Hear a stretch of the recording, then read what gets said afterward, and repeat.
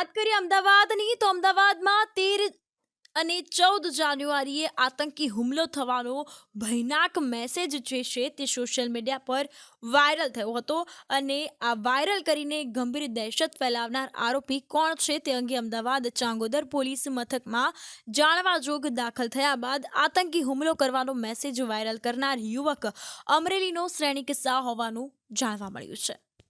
તો અમરેલી એસઓજીએ ગુનો નોંધીને આતંકી હુમલો કરવાનો મેસેજ કરનારાને પોલીસ પાંજરે પૂરી દીધો છે। ત્યારે આ અંગે શ્રેણી કિસ્સાનું લેપટોપ સહિતનો મુદ્દામાલ પણ જે છે તે પોલીસે કબજે કરી દીધો છે અને ઝીણવટભરી તપાસ હવે હાથ ધરી છે।